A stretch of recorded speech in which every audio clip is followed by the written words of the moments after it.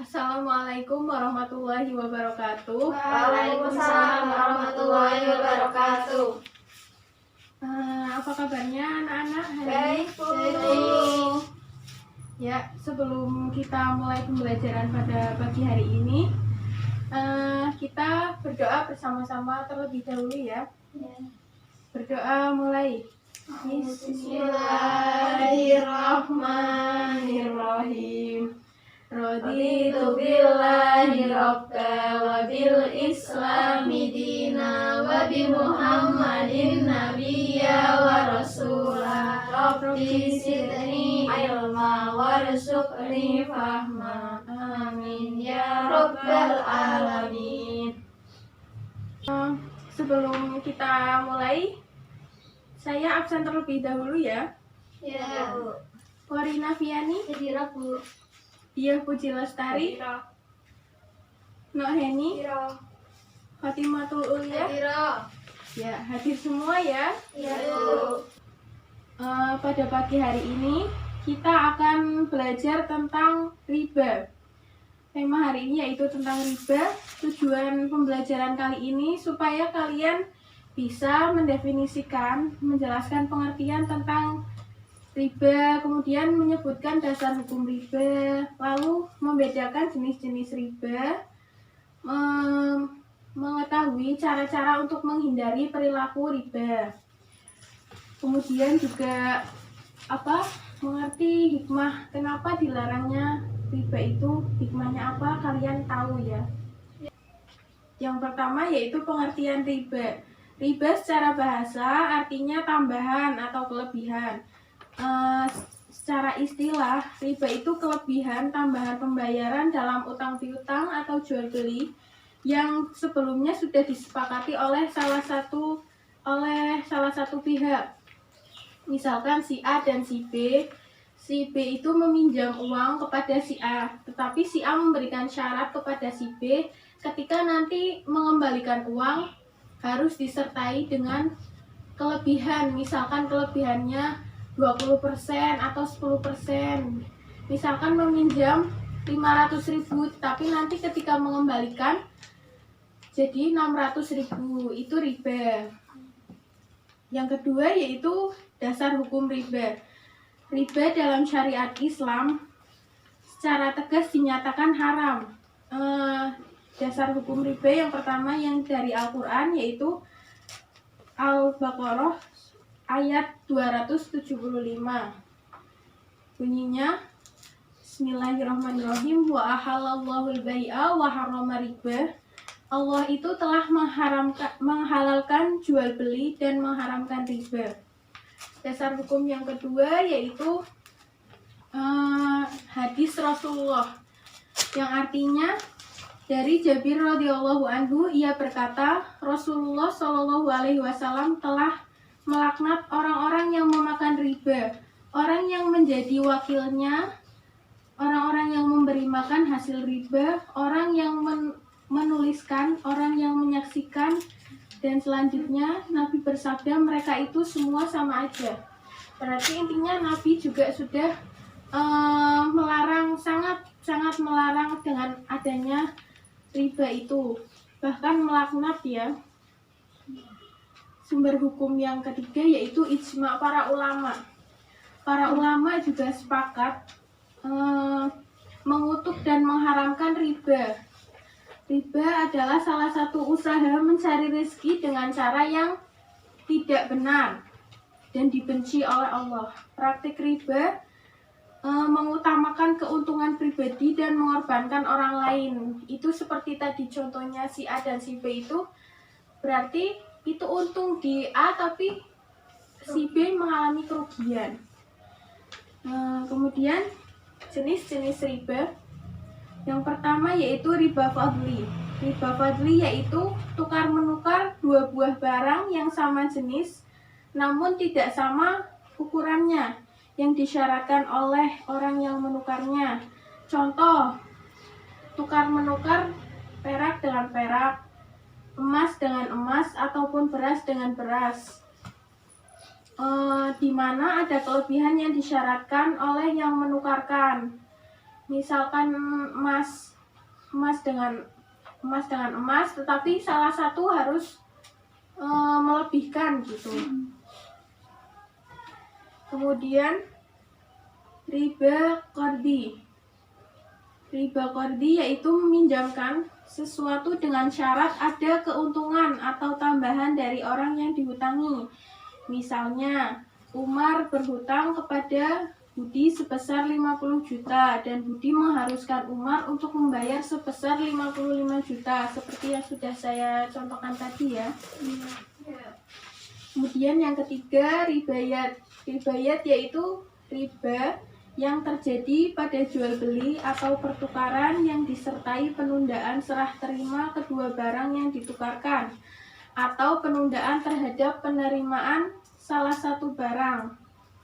Riba ini muncul akibat adanya jual beli atau pertukaran barang ribawi, emas, perak, dan bahan pangan maupun yang bukan ribawi, di mana terdapat perbedaan nilai transaksi bila penyerahan salah satu atau kedua-duanya diserahkan di kemudian hari. Maksudnya tuh pertukaran barang tetapi jumlahnya itu tidak sama, yang satu lebih besar ya, pastinya namanya juga riba. Kemudian riba nasiah yaitu tukar menukar dua barang yang sejenis maupun tidak sejenis, atau jual beli yang pembayarannya disyaratkan lebih oleh penjual dengan dilambatkan.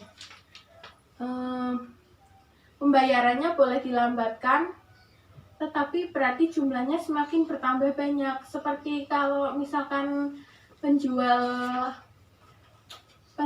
panci keliling itu yang harusnya kalau dibayar langsung harganya misalkan beli satu panci harga 30.000, tetapi si penjual itu membolehkan membayarnya dengan cara dicicil setiap minggu, tapi nyicilnya selama 1 bulan, itu setiap cicilan misalkan 5.000, berarti kan itu semakin banyak ya pembayarannya. Nah itu maksudnya. Kemudian cara menghindari riba dalam jual beli ini, beberapa syarat jual beli agar jual belinya itu tidak menjadi riba. Yang pertama, menjual sesuatu yang sejenis. Syaratnya yaitu timbangan yang serupa dan banyaknya sama. Terus dibayar secara tunai, diterima dalam akad ijab kabul sebelum meninggalkan majelis akad. Maksudnya tuh pembayaran dilakukan di tempat saat itu juga.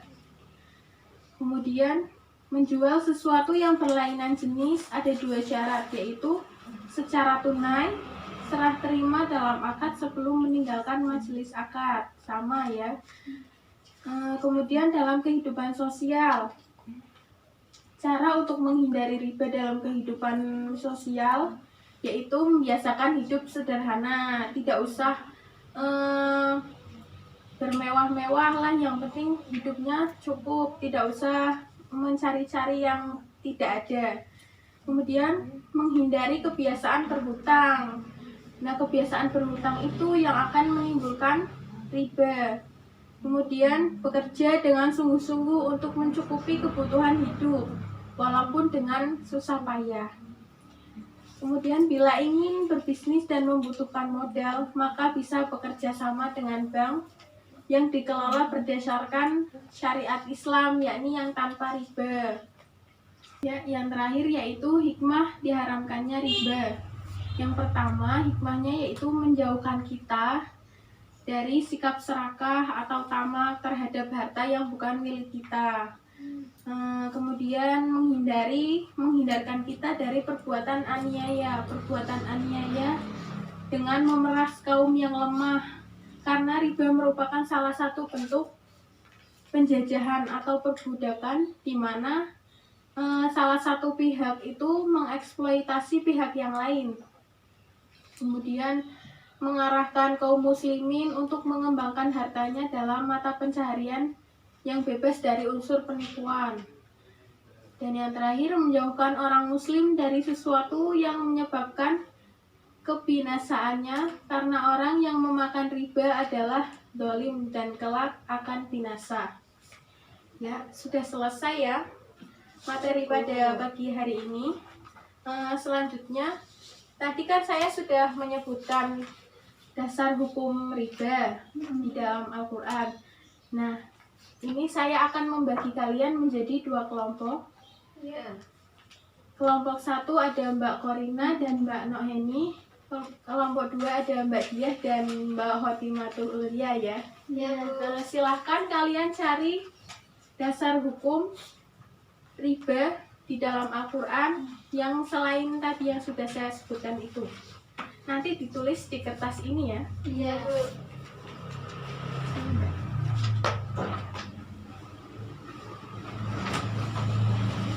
Saya beri waktu 10 menit ya.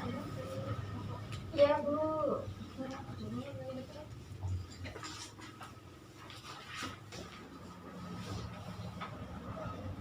Ya, apakah sudah selesai?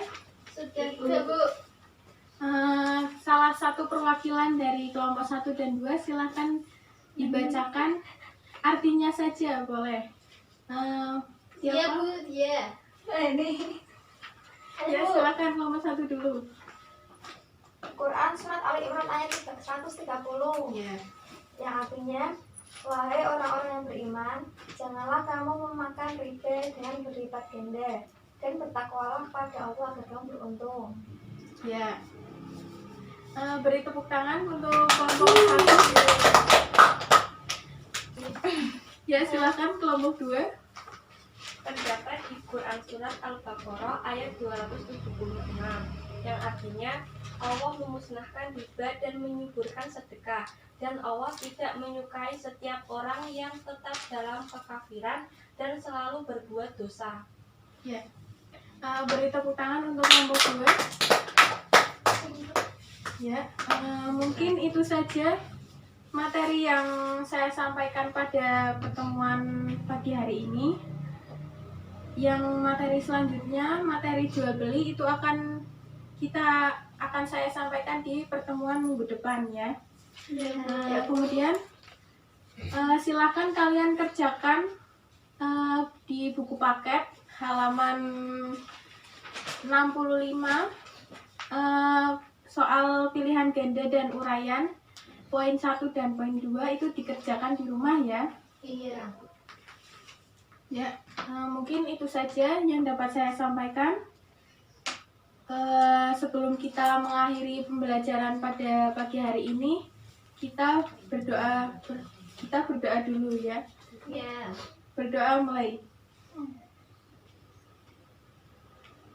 Berdoa selesai. Amin.